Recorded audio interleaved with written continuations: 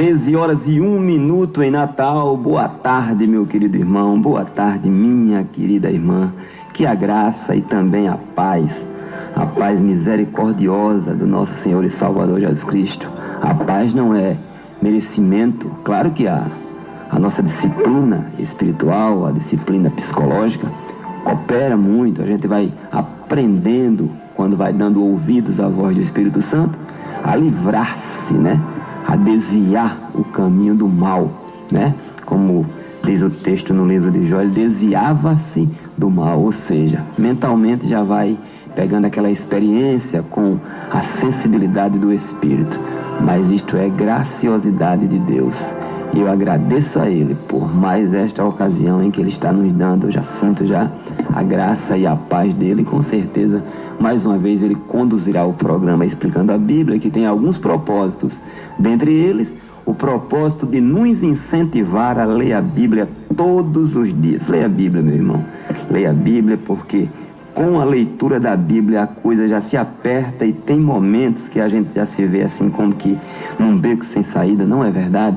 Imagine se a gente não tem a luz no coração, aquela palavra que, segundo o salmista, eu creio, para não pecar contra o Senhor. Hoje a gente vai trabalhar o capítulo 29 do livro do Gênesis, do livro de Gênesis, melhor dizendo. Para essa tarefa a gente está recebendo a ilustre visita participativa do nosso irmão Gilmar Cleito, que já está conosco, e ele sabe que sempre é muito bem-vindo. A paz do seu irmão Gilmar, já está com a oportunidade para iniciar a sua fala e o seu comentário. Amém. A paz do Senhor, irmão Gilvan, a paz do Senhor aos queridos ouvintes do programa Explicando a Bíblia. Hoje estaremos comentando sobre o capítulo de número 29 de Gênesis, um capítulo que nos traz lições profundas, lições que podemos aplicar em nossas vidas. Hoje eu vou fazer um pouco diferente do que eu costumo fazer, né? Eu costumo ir lendo o versículo e explicando. Hoje eu vou fazer uma leitura completa do capítulo e em seguida nós estaremos fazendo um comentário acerca de alguns pontos de destaque aqui deste capítulo. O capítulo 29 diz assim: eu estarei lendo na Nova Bíblia Viva, é uma versão que é um pouco diferente da usual, mas que nos traz uma elucidação bem clara acerca do texto, uma leitura bem fácil acerca do texto. E diz assim, o capítulo 29 de Gênesis: Jacó continuou a sua viagem e chegou à terra do Oriente. Quando ia chegando, viu ao longe 3 rebanhos de ovelhas deitados próximos a um poço no campo, pois esses rebanhos bebiam daquele poço, que era coberto por uma grande pedra. Quando todos os rebanhos se ajuntavam, os pastores removiam a pedra da boca do poço e davam de beber às ovelhas. Depois tapavam outra vez o poço com a pedra. Jacó chegou até onde os pastores estavam e perguntou-lhes: meus amigos, de onde vocês são? De Harã, responderam. Jacó perguntou-lhes: vocês conhecem Labão, filho de Naor? Eles responderam: certamente. Jacó indagou novamente: ele está bem? Sim, ele está bem, disseram eles. Olha, ali vem vindo Raquel, a filha dele, com as ovelhas. Então ele disse: ainda é dia e é muito cedo para recolherem os rebanhos. Deem de beber as ovelhas e as levem ao campo novamente. Não podemos, responderam eles. Enquanto não se ajuntarem todos os rebanhos e não for removida a pedra da boca do poço, não daremos de beber às ovelhas. No meio da conversa, chegou Raquel com as ovelhas de seu pai, porque era pastora. Quando Jacó viu Raquel, filha de Labão, irmão de sua mãe, e as ovelhas de Labão, aproximou-se, removeu a pedra da boca do poço e deu água ao rebanho do seu tio Labão. Depois disso, Jacó beijou Raquel e se emocionou profundamente. Jacó então contou a Raquel que era seu primo, por parte do pai dela. Disse que era filho de Rebeca, tia de Raquel. Então ela correu e contou tudo a seu pai. Assim que Labão ouviu as notícias a respeito de Jacó, filho de sua irmã, correu ao seu encontro, abraçou-o e o beijou. Em seguida levou-o à sua casa, e Jacó contou tudo o que tinha acontecido durante a sua viagem. Então Labão lhe disse: você é realmente da minha própria carne e do meu sangue. Jacó já estava 1 mês na casa de Labão, quando este lhe disse: não é porque você é meu parente que vai ficar trabalhando de graça para mim. Diga-me quanto você quer receber de salário. Labão tinha 2 filhas. O nome da mais velha era Lia, e o da mais nova, Raquel. Lia tinha aparência singela, mas Raquel era uma mulher muito bonita. Jacó gostou de Raquel e disse: trabalharei 7 anos para você para poder casar-me com Raquel, sua filha mais nova. Labão respondeu: prefiro dá-la a você a entregá-la a algum homem estranho. Fique aqui comigo. Assim Jacó trabalhou 7 anos para Labão para poder casar-se com Raquel. Ele a amava tanto que os 7 anos pareceram poucos dias. Quando passaram os 7 anos, disse Jacó a Labão: dê-me a minha mulher, pois já venceu o prazo para que eu me case com ela. Labão convidou todo o povo daquele lugar e fez uma grande festa. À noite Labão entregou sua filha Lia a Jacó, e Jacó deitou-se com ela. Labão deu sua serva Zilpa a Lia para ser serva dela. Quando amanheceu, Jacó viu que havia dormido com Lia e não com Raquel. Por isso Jacó disse a Labão: por que o Senhor fez isso comigo? Eu não trabalhei por amor de Raquel? Por que você me enganou? Labão respondeu: aqui não é o costume casar a filha mais nova antes da mais velha. Espere terminar esta semana de núpcias e lhe daremos a mais nova, em troca de mais 7 anos de trabalho para mim. Jacó concordou. Quando passou aquela semana da festa de casamento, Labão lhe deu sua filha Raquel por mulher. Labão deu sua serva Bila para ser serva de Raquel. Jacó deitou-se com Raquel, ele a amava mais do que a Lia, e trabalhou mais 7 anos para Labão.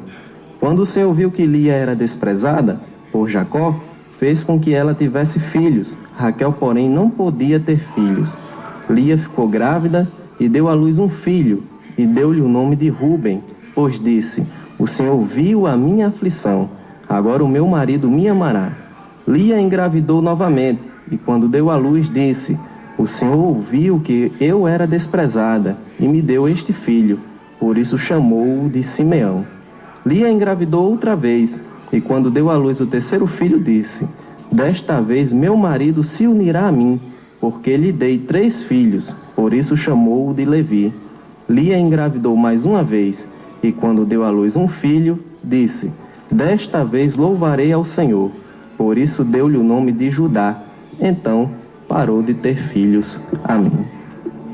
Queridos irmãos, este capítulo um relato de um pedaço da história, né, do Jacó.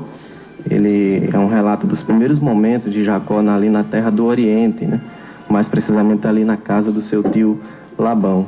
E também expressa aqui detalhes do seu estabelecimento nessa terra, né, onde ele passaria aí os seus próximos 20 e poucos anos aprendendo e sendo aperfeiçoado para ser um verdadeiro servo de Deus, né. A Bíblia não detalha muito sobre a viagem de Jacó até chegar a essa terra, né? O único relato detalhado que a gente tem, o único detalhe que é expresso, é acerca da visão da escada que Jacó vê pouco antes de chegar ali àquela terra. A geografia bíblica, né, lendo um pouco sobre isso ainda, percebe a defesa de que Jacó percorreu em torno de 700 a 750 quilômetros, o que deve ter durado aí de 20 a 25 dias de viagem por terras áridas, né, como são as terras daquela região. Quando Jacó vem chegando, ele vê ao longe ali 3 rebanhos que estavam deitados próximos ao poço, aguardando serem descendentados, né? Isso deve ter sido um motivo de muita alegria para Jacó, pois ele era pastor de ovelhas e neste momento ele deve ter se vislumbrado ali na oportunidade do exercício de sua profissão naquela terra. Jacó se aproxima daqueles pastores e descobre que os mesmos são de Harã, e o que o impele a perguntar sobre o seu tio Labão, que vive nessa cidade. Os pastores prontamente respondem que conhecem e que ele está bem. Labão ele era muito conhecido naquela cidade, certamente por ser um grande administrador de rebanhos, né? E o relato vai prosseguindo e Jacó se mostra curioso em saber o porquê dos pastores não darem de beber ao rebanho, sendo ainda cedo. Ao que os pastores de pronto eles respondem que é devido à necessidade de se juntar ali todo aquele rebanho, todos os rebanhos da região, para que se retirasse aquela grande pedra que ficava na boca do poço. Nesse intervalo aí se aproxima Raquel, filha de Labão, né? Prima de Jacó, que Raquel era pastora de ovelhas, o seu nome significa ovelha. E Jacó, ao ver Raquel e as ovelhas de Labão, não mediu esforços ali, retirou aquela pedra do poço sozinho. E os irmãos percebam que a pedra talvez não fosse tão difícil assim de ser removida, né? Mesmo Jacó estando ali incrementado, né, acrescido ali pela força da paixão, né, por Raquel, ele sozinho removeu a pedra. A Bíblia não é clara se ele tomou a iniciativa e em seguida os demais pastores o ajudaram, e a gente nem pode inferir que se os pastores eles eram remanchosos ou preguiçosos, né, a ponto de esperarem todos os rebanhos chegarem. Mas o importante, irmãos, é que a gente note aqui o aperfeiçoamento na vida de Jacó. A partir do instante em que ele viu Raquel, Jacó ele passa a servir por amor, passa a ser um Jacó diferente. Dali por diante, qualquer tarefa se tornaria muito fácil para que Jacó exercesse em amor a Raquel. Apesar disso tudo, a Bíblia não esconde aqui a natureza interesseira de Jacó, né? A Bíblia fala que não foi ao ver somente Raquel que Jacó se viu impulsionado a ajudá-la, né? Mas que além disso ele viu as ovelhas de Labão. Assim diz aqui no versículo de número 9, diz assim: no meio da conversa chegou Raquel com as ovelhas do seu pai, porque era pastora. Quando Jacó viu Raquel, filha de Labão, irmão de sua mãe, e as ovelhas de Labão, aproximou-se, removeu a pedra da boca do poço e deu água ao rebanho do seu tio Labão. Então a Bíblia em nenhum momento esconde acerca da natureza ainda voltada para o interesse de Jacó. Ele não só ao ver Raquel se vê impulsionado a isso aí, mas também ao ver as ovelhas do seu tio ali, ele se interessa por ajudar, né? Movido também pelo interesse, pela necessidade também de trabalho que ele enxerga e pelo vislumbre ali de exercer sua profissão de pastor ali naquela terra. 13h14, você está ouvindo o programa Explicando a Bíblia e vai ouvir agora juntamente comigo, com o irmão Esdras, o hino Eu Quero É Jesus.